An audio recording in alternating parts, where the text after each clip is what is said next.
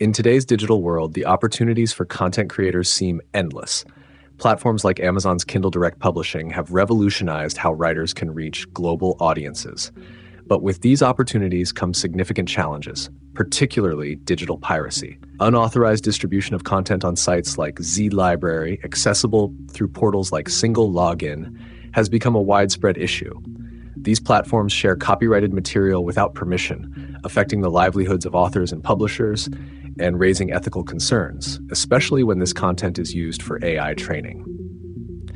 AI relies on massive amounts of data to improve and learn. For language models, this often means feeding them thousands, if not millions, of books, articles, and other written content.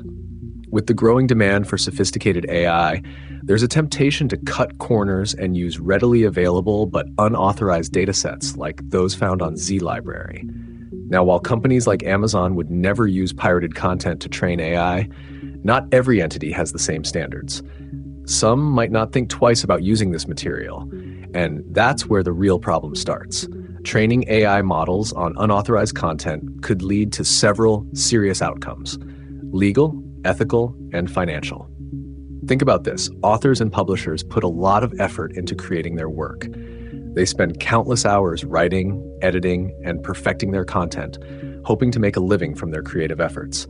But when their books are pirated and used without their consent, especially for something like AI training, it feels like a slap in the face. And it's not just about the financial loss, although that's a big part of it. It's about respect for their work and their rights as creators.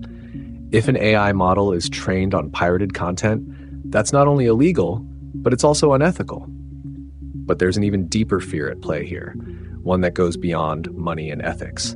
Many writers are deeply concerned that AI could one day write better books than they can. It's a fear rooted in the very essence of what it means to be a writer.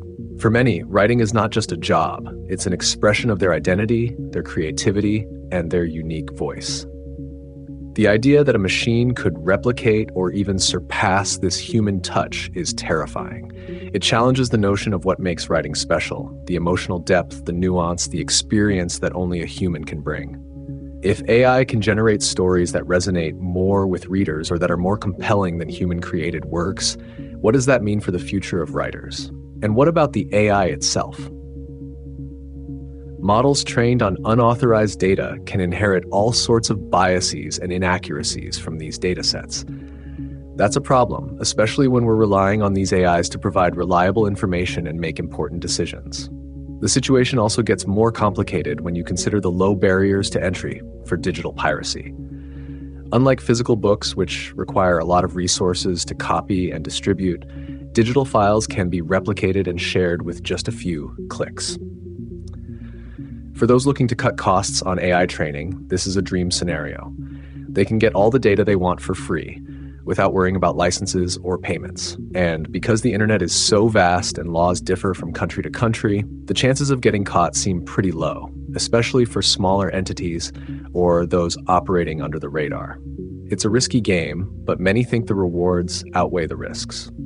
So what does all this mean for authors, publishers, and the broader industry? Well, it's a pretty grim picture.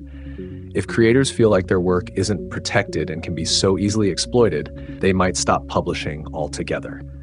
Why spend time and effort writing a book if it's just going to get stolen? This could lead to a decline in the diversity and quality of content available, which is bad news for everyone.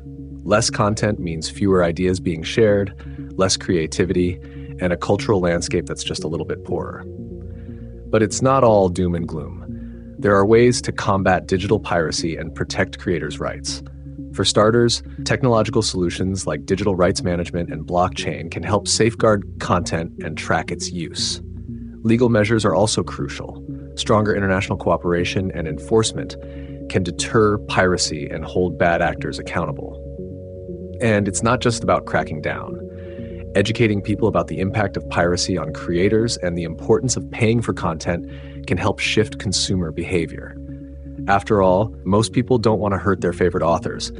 They just don't realize the full impact of their actions. There's also the role of innovation in addressing piracy. Sometimes challenges like these push us to think differently and come up with new solutions. For example, streaming services like Netflix and Spotify have significantly reduced piracy in music and movies by providing convenient and affordable access to a vast range of content. In the same way, new business models in publishing, such as direct-to-consumer sales and crowdfunding, allow creators to maintain more control over their work and connect more directly with their audiences. These innovations show that it's possible to fight piracy not just by enforcing the law, but by reimagining how we distribute and monetize content in the digital age. Ultimately, the fight against digital piracy and unauthorized AI training is about more than just protecting content. It's about safeguarding the future of creativity and knowledge sharing in a world that's increasingly digital. By embracing new technologies, enforcing existing laws, and fostering a culture of respect for intellectual property, we can build a more equitable digital landscape. As AI continues to evolve and play a bigger role in our lives, ensuring that it is built on ethical foundations will be crucial. It's a challenging road ahead, but with the right strategies, we can protect both creators and consumers in the digital age.